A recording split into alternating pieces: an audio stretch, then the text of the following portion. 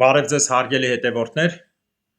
ես կընթերցեմ Քոչարի ազգային վերածնունդ և ազգիզավթոն կուսակցության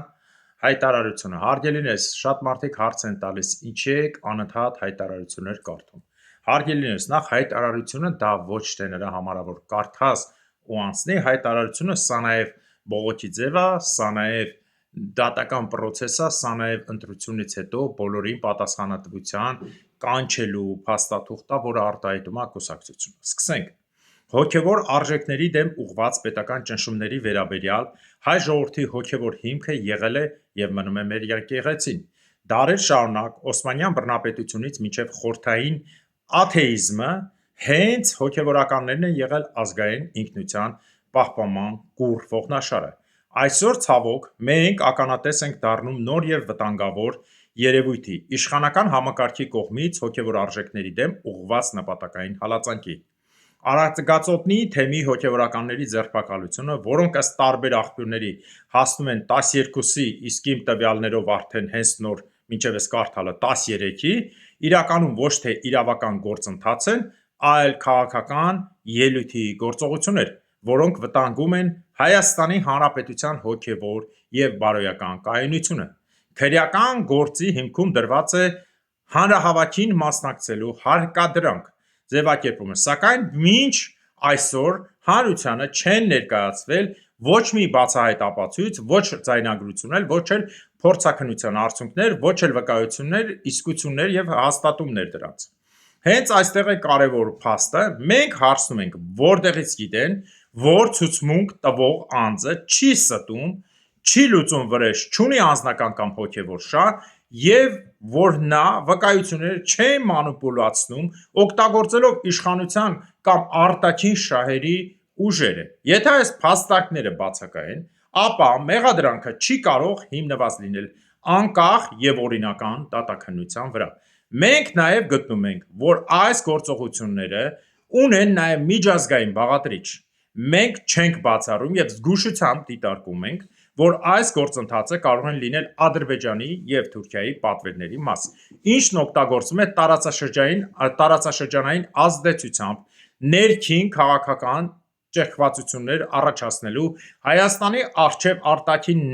նպատակներ դնելու համար։ Սա և ևս պահանջում է անկախ և խիստ ուսումնասիրություն, քանի որ արտաքին միջամտության ենթադրյալ լրջագույն անվտանգության և իշխանության հաշվետվողության հարց է։ Սա նաև մանիպուլյացիայի պարզ ձև է՝ ժողովրդին շեղելու համար հանրային ուշադրությունը հիմնական, ճշմարտացի և